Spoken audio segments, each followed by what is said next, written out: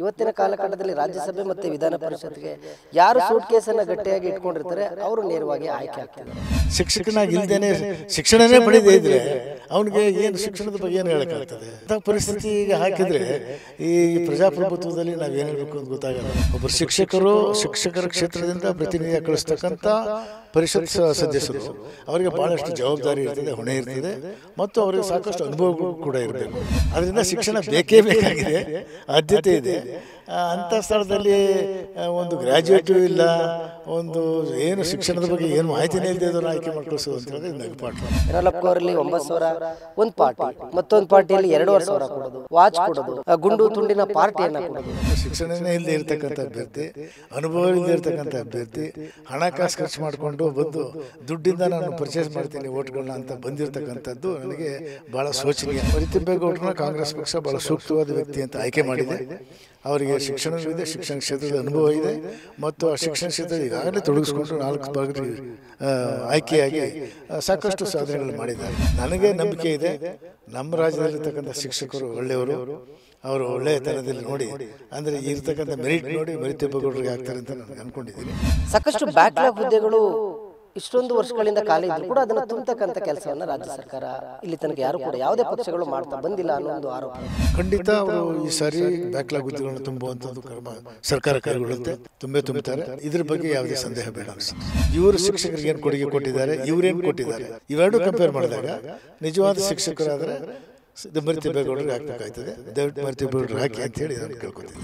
ದಕ್ಷಿಣ ಶಿಕ್ಷಕರ ಕ್ಷೇತ್ರಕ್ಕೆ ಚುನಾವಣೆ ನಡೀತಾ ಇದೆ. ಈಗ ಸಾಕಷ್ಟು ಬಿರುಸಿನ ಪ್ರಚಾರಗಳು ನಡೀತಾ ಇದೆ, ಟೀಕೆ ಮತ್ತು ವಿರೋಧಗಳು ನಡೀತಾ ಇದೆ. ಇದರ ನಡುವೆ ಮೈಸೂರಿನಲ್ಲಿ ವೈದ್ಯರಾಗಿ DHO ಆಗಿ ಕೆಲಸ ಮಾಡಿದಂತಹ ಡಾಕ್ಟರ್ ತಿಮ್ಮಯ್ಯರವರು ವಿಧಾನ ಪರಿಷತ್ ಸದಸ್ಯರಾಗಿ ಆಯ್ಕೆಯಾದರು. ಗ್ರಾಮ ಪಂಚಾಯಿತಿ ಸದಸ್ಯರುಗಳು ಕೊಟ್ಟಂತಹ ಓಟಿನಿಂದ.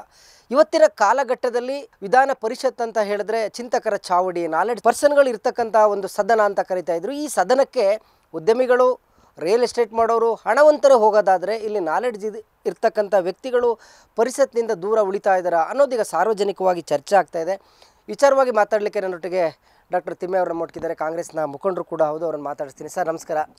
ಮೊದಲನೇದಾಗಿ ಗುಡ್ ನ್ಯೂಸ್ ಕನ್ನಡ ವಾಹಿನಿಗೆ ಸ್ವಾಗತ ಸರ್. ನಿಮಗೆ ಭಾಳ ಸಂತೋಷ. ಗುಡ್ ನ್ಯೂಸ್ ಚಾನಲ್ ಕಚೇರಿಗೆ ಬಂದಿದ್ದು ನನಗೆ ಅವಕಾಶ ಕೊಟ್ಟಿದ್ದಕ್ಕೆ ನಾನು ನಿಮಗೆ ಧನ್ಯವಾದ ಹೇಳ್ತೀನಿ. ಸೊ ಈ ಒಂದು ಇದರಲ್ಲಿ ಮೊದಲನೇದಾಗಿ ನಾನು ಇಲ್ಲಿ ಬಂದಿದ್ದು ಭಾಳ ಸಂತೋಷ ಆಯಿತು. ಮೈಸೂರಿನಲ್ಲಿ ಗುಡ್ ನ್ಯೂಸು ಒಂದು ಒಳ್ಳೆಯ ಗುಡ್ ನ್ಯೂಸೇ ಕೊಡ್ತಾ ಇದೆ.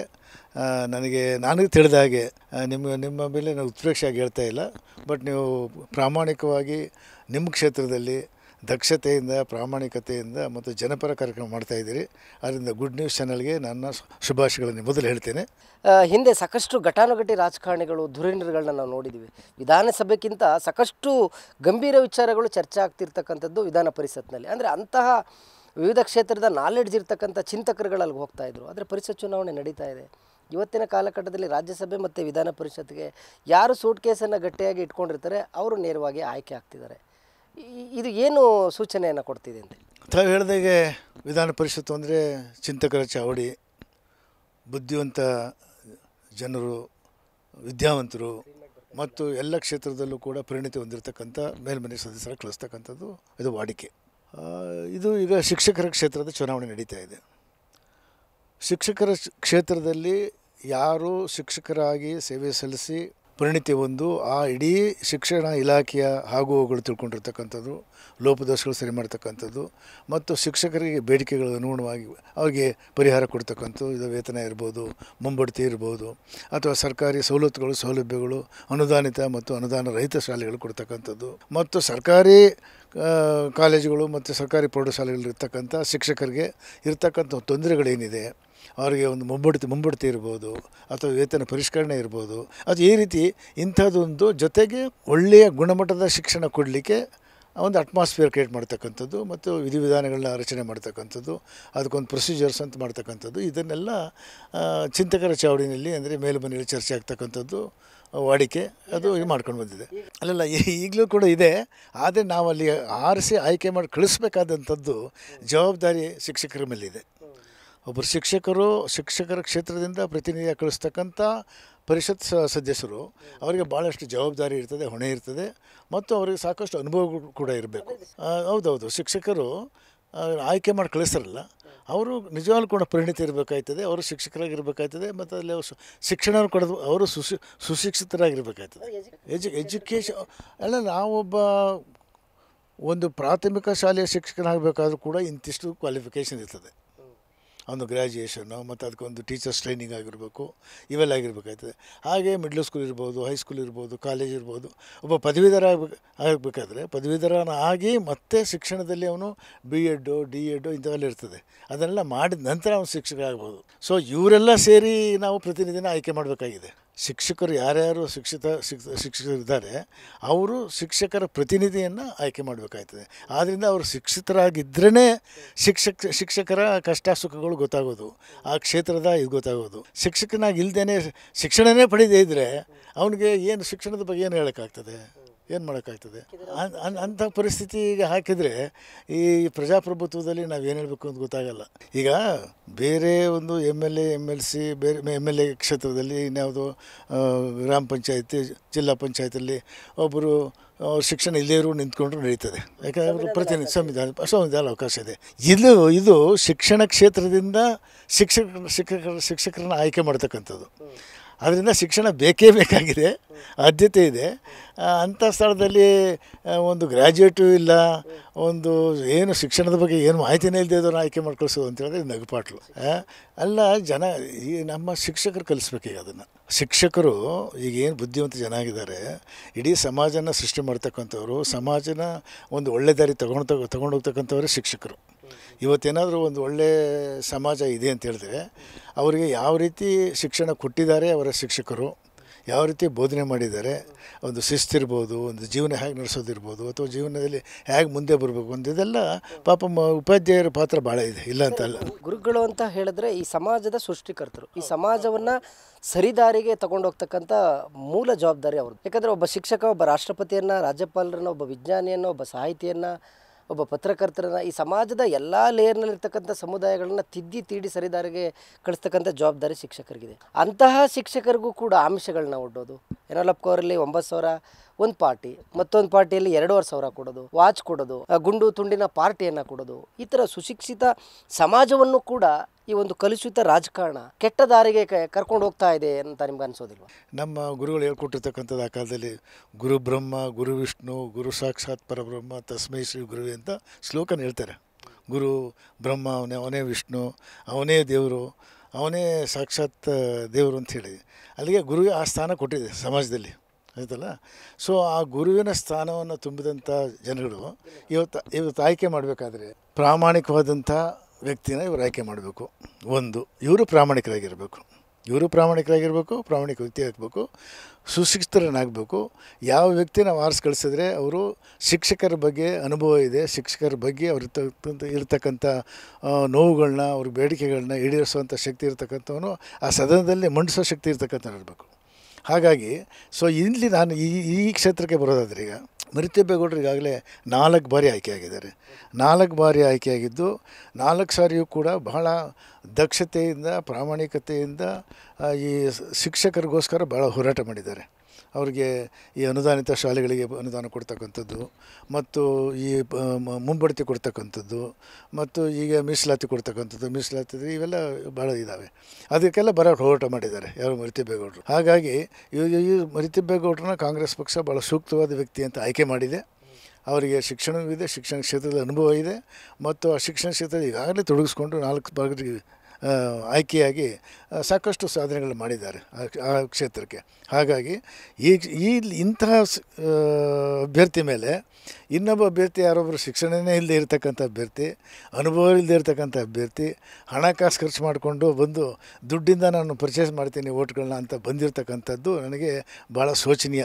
ಹೇಳ್ತಾ ಇದ್ದಾರೆ ಯಾರು, ಸಿಕ್ಕಾಪಟ್ಟೆ ದುಡ್ಡು ಖರ್ಚು ಮಾಡ್ತಾ ಇದ್ದಾರೆ, ದುಡ್ಡು ಕೊಡ್ತಾ ಇದ್ದಾರೆ ಅಂತ ಯಾರೋ ಹೇಳ್ತಾರೆ. ಹೀಗೆ ಯಾರೋ ಬಂದು ಹೇಳ್ತಾಯಿದ್ರು ವಾಚ್ ಕೊಡ್ತಾ ಇದ್ದಾರೆ, ಆಮೇಲೆ ಹಣ ಕೊಡ್ತಾ ಇದ್ದಾರೆ ಅಂತ ಯಾರೋ ಬಂದು ಹೇಳಿದ್ರು. ಅದು ನಿಜನೋ ಸುಳ್ಳು ಗೊತ್ತಿಲ್ಲ, ಆದರೆ ಈ ಥರ ಬಂದು ಸುದ್ದಿ ಹರಡ್ತಾ ಇದೆ. ಇದು ನಮ್ಮ ಶಿಕ್ಷಕರು ನಿಜವಾಗ್ಲೂ ಪ್ರಾಮಾಣಿಕ ಶಿಕ್ಷಕರು, ಸಮಾಜವನ್ನೇ ತಿದ್ದಿ ನಡೀತಕ್ಕಂಥ ಶಿಕ್ಷಕರು ಯಾವುದೇ ಕಾರಣಕ್ಕೆ ತಮ್ಮನ್ನು ತಾವು ಮಾರ್ಕೊಳ್ಳದೆ, ತಮ್ಮ ಮತವನ್ನು ಮಾರ್ಕೊಳ್ಳದೆ ಒಳ್ಳೆಯ ಅಭ್ಯರ್ಥಿ. ಈಗ ಮರಿತಿಬ್ಬೇಗೌಡರನ್ನ ಇಟ್ಕೊಂಡು ನೋಡಲಿ ಒಂದು ಕಡೆ, ಈ ವ್ಯಕ್ತಿಯನ್ನು ಇಟ್ಕೊಂಡಿರಲಿ, ಇವರ ಅನುಭವ ಮತ್ತು ಇವ್ರ ಕ್ಷೇತ್ರದ ಕೊಟ್ಟಿರ್ತಕ್ಕಂಥ ಕೊಡುಗೆ, ಈಗ ಬಂದಿರತಕ್ಕಂಥ ವ್ಯಕ್ತಿ ಅವರ ಹಿನ್ನೆಲೆ, ಅವ್ರು ಬಂದಿರತಕ್ಕಂಥ ಉದ್ದೇಶ ಯಾವ ರೀತಿ ಬರ್ತಾ ಇದ್ದಾರೆ, ಯಾಕೆ ಕೊಡ್ತಾ ಇದ್ದಾರೆ ನೋಡ್ಕೊಂಡಾಗ ಪಾರದರ್ಶಕತೆ ಒಳ್ಳೆತನಕ್ಕಿಂತ ದುಡ್ಡನ್ನು ಹೊಂದಿರತಕ್ಕಂಥ ವ್ಯಕ್ತಿಗಳೇ ಜಾಸ್ತಿ ತೂಗಿದಾಗ ಜಾಸ್ತಿ ಅವರೇ ವೆಯ್ಟ್ ಬರ್ತಾರೆ ಅಂತ. ಮತಕ್ಕೆ ಬಹಳಷ್ಟು ವ್ಯಾಲ್ಯೂ ಇದೆ, ಅದಕ್ಕೆ ಬೆಲೆ ಕಟ್ಟೋಕ್ಕಾಗೋದಿಲ್ಲ. ಈ ದೇಶದ ಪ್ರಧಾನಮಂತ್ರಿ ಇರ್ಬೋದು, ರಾಷ್ಟ್ರಪತಿ ಇರ್ಬೋದು, ಅವ್ರಿಗೂ ಒಂದೇ ಮತ. ಸಾಮಾನ್ಯ ಜನತೆ ಒಂದು ಕೂಲಿ ಮಾಡೋನಿರ್ತಕ್ಕಂಥ ಉದ್ದೇಶದಲ್ಲಿ ಅವನಿಗೂ ಒಂದೇ ಮತ. ಸೊ ಇದಕ್ಕೆ ಬೆಲೆ ಕಟ್ಟೋಕ್ಕಾಗೋದಿಲ್ಲ. ನಾವು ಈಗ ಶಿಕ್ಷಣ ಕ್ಷೇತ್ರದ ಬಗ್ಗೆ ಮಾತಾಡೋದ್ರಿಂದ ನಾನು ಶಿಕ್ಷಣ ಕ್ಷೇತ್ರದ ಶಿಕ್ಷಕರು ಯಾವುದೇ ಆಸೆ ಆಮಿಷಕ್ಕೆ ಒಳಗಾಗದೆ ಅವರು ಪ್ರಾಮಾಣಿಕವಾಗಿ ಯಾರು ನಿಮ್ಮ ಕ್ಷೇತ್ರಕ್ಕೆ ಅಂದರೆ ಶಿಕ್ಷಕರಿಗೋಸ್ಕರ ದುಡಿತಾರೆ ಅನ್ನೋದನ್ನು ಮನಸ್ಸಲ್ಲಿ ಇಟ್ಕೊಂಡು ವೋಟ್ ಮಾಡಬೇಕು. ನೀವು ಹೋಲಿಸಿ ನೋಡಿದಾಗ ಬರೀ ತಿಬ್ಬೇಗೌಡರು ಮತ್ತು ಇನ್ನೊಬ್ಬರು ನೀವು ಹೋಲಿಸಿ ನೋಡಿದಾಗ ಯಾರು ದಕ್ಷತೆ ಇದೆ, ಪ್ರಾಮಾಣಿಕತೆ ಇದೆ ಮತ್ತು ಕರ್ತವ್ಯ ದೃಷ್ಟಿ ಇದೆ, ಕರ್ತವ್ಯ ನಿಷ್ಠೆ ಇದೆ ಅಂಥವ್ರು ನೀವು ಮತ ಮಾಡಿ ಹಾಕಬೇಕು ದಯವಿಟ್ಟು. ಅದನ್ನು ತಗೊಂಡಾಗ ಬರೀ ತಿಬ್ಬೇಗೌಡರು ನಂಬರ್ ಒಂದು ಆಗ್ತಾರೆ. ಮತ್ತು ನೀವು ಹಣ ಕಾಸು ದುಡ್ಡು ಅದು ಇದಕ್ಕೆ ಏನಾರು ಕೊಟ್ಟರೆ ನಿಮ್ಮ ಶಿಕ್ಷಕರು ಈ ಮಟ್ಟಕ್ಕೆ ಇಳಿದ್ರು ಅಂತ ಹೇಳಿದ್ರೆ ನಾವು ಮುಂದಿನ ಭವಿಷ್ಯ ಈ ಸಮಾಜದ ಭವಿಷ್ಯ, ಈ ಸಮಾಜದಲ್ಲಿ ಯಾವ ರೀತಿ ನೀವು ಶಿಷ್ಯರನ್ನ ಸೃಷ್ಟಿ ಮಾಡ್ತೀರಿ ಅನ್ನೋದು ಕಷ್ಟ ಆಗ್ತದೆ. ಆದ್ದರಿಂದ ನನಗೆ ನಂಬಿಕೆ ಇದೆ, ನಮ್ಮ ರಾಜ್ಯದಲ್ಲಿರ್ತಕ್ಕಂಥ ಶಿಕ್ಷಕರು ಒಳ್ಳೆಯವರು, ಅವರು ಒಳ್ಳೆಯತನದಲ್ಲಿ ನೋಡಿ ಅಂದರೆ ಇರ್ತಕ್ಕಂಥ ಮೆರಿಟ್ ನೋಡಿ ಮರಿ ತಿಬ್ಬೇಗೌಡರಿಗೆ ಹಾಕ್ತಾರೆ ಅಂತ ನನಗೆ ಅಂದ್ಕೊಂಡಿದ್ದೀನಿ. ಎಲ್ಲರನ್ನೂ ಕೊಂಡ್ಕೊಳ್ಳೋಕ್ಕಾಗೋದಿಲ್ಲ. ಎಲ್ಲರ ಮತ್ತು ಈಗ ನನಗೆ ಹೇಳೋದು ಈಗ ಇಡೀ ಸಮಾಜದಲ್ಲಿ ಕೆಟ್ಟವ್ರನ್ನ ಒಳ್ಳೆಯವ್ರು ತೊಗೊಂಡಾಗ ಒಳ್ಳೆಯವರೇ ಪರ್ಸೆಂಟೇಜ್ ಜಾಸ್ತಿ ಇದೆ. ಸಮಾಜ ಪೂರ್ತಿ ಕೆಟ್ಟೋಗಿದ್ರೆ ಕೆಟ್ಟ ಸಮಾಜ ಆಗಿದ್ರೆ ನಾವು ಎಲ್ಲರೂ ಇರೋಕ್ಕಾಯ್ತಿರಲಿಲ್ಲ.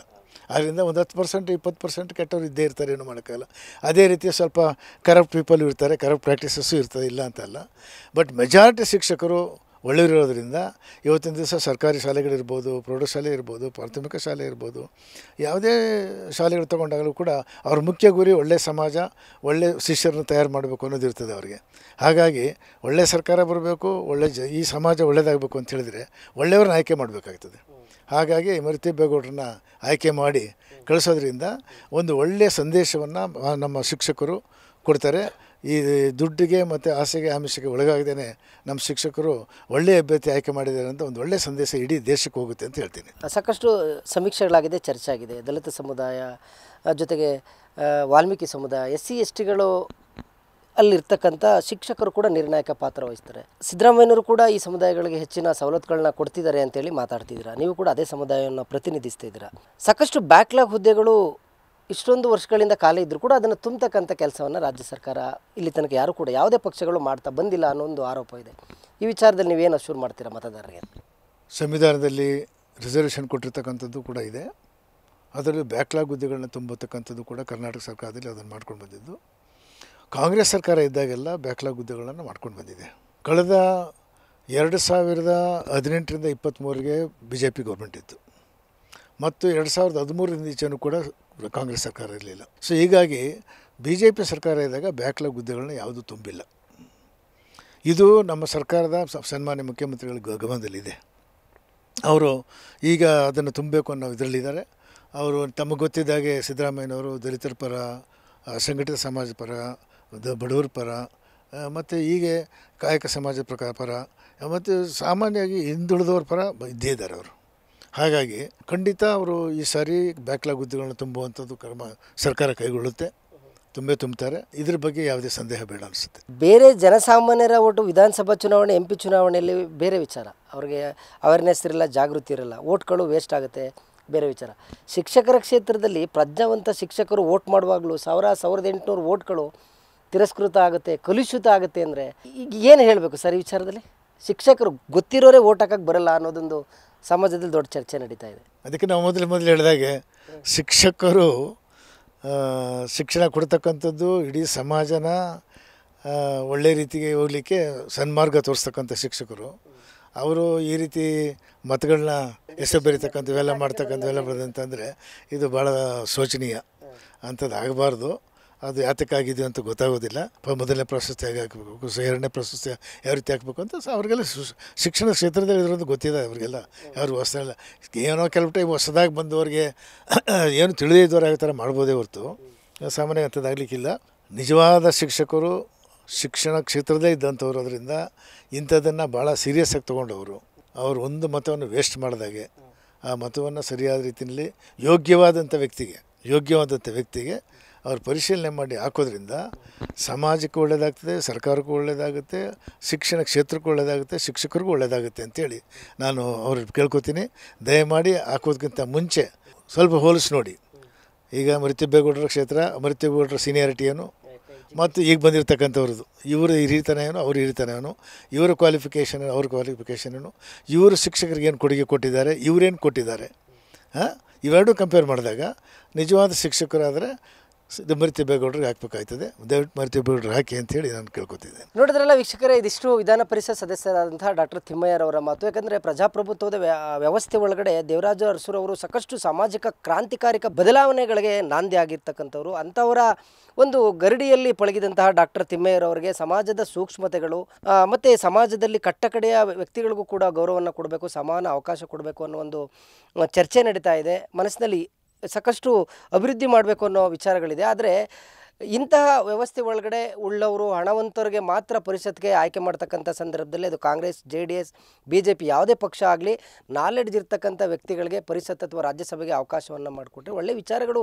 ಚರ್ಚೆ ಆಗ್ತದೆ ಅನ್ನೋದು ಅವರ ಅಭಿಪ್ರಾಯ. ಒಟ್ಟಾರೆಯಾಗಿ ಶಿಕ್ಷಕರ ಕ್ಷೇತ್ರ ಏನಿದೆ ತುಂಬ ನಾಲೆಡ್ಜ್ ಇರ್ತಕ್ಕಂಥವ್ರು, ಅರಿವಿರ್ತಕ್ಕಂಥವ್ರು, ಅವರು ಅವರ ಜನಪ್ರತಿನಿಧಿಯನ್ನು ಆಯ್ಕೆ ಮಾಡ್ತಕ್ಕಂಥ ಸಂದರ್ಭದಲ್ಲಿ ಎರಡು ಮೈತ್ರಿ ಅಭ್ಯರ್ಥಿ ಮತ್ತು ಕಾಂಗ್ರೆಸ್ ಅಭ್ಯರ್ಥಿ ನಡುವಿನ ಏನು ವ್ಯತ್ಯಾಸಗಳೇನಿದೆ ಇದನ್ನು ಗಮನದಲ್ಲಿ ಇಟ್ಕೊಂಡು ವ್ಯತ್ಯಾಸವನ್ನು ತೂಲನೆ ಮಾಡಿ ನಂತರ ನಮ್ಮ ಅಭ್ಯರ್ಥಿಗೆ ವೋಟ್ ಹಾಕ್ತಾರೆ ಅನ್ನೋ ಒಂದು ಕಾನ್ಫಿಡೆನ್ಸ್ ಇದೆ. ಯಾಕಂದರೆ ಮರಿತಿಬ್ಬೇಗೌಡರು ಮತ್ತೊಮ್ಮೆ ಪರಿಷತ್ ಸದಸ್ಯರಾಗಿ ಮೈಸೂರಿನಿಂದ ಪರಿಷತ್ಗೆ ಆಯ್ಕೆ ಆಗೋದು ಶತಸಿದ್ಧ ಅನ್ನೋ ಒಂದು ಭವಿಷ್ಯವನ್ನು ನುಡಿದಿದ್ದಾರೆ. ಕ್ಯಾಮ್ರಾ ಪರ್ಸನ್ ನಾಗರಾಜು ಜೊತೆ ರಾಘವೇಂದ್ರ, ಗುಡ್ ನ್ಯೂಸ್ ಕನ್ನಡ, ಮೈಸೂರು.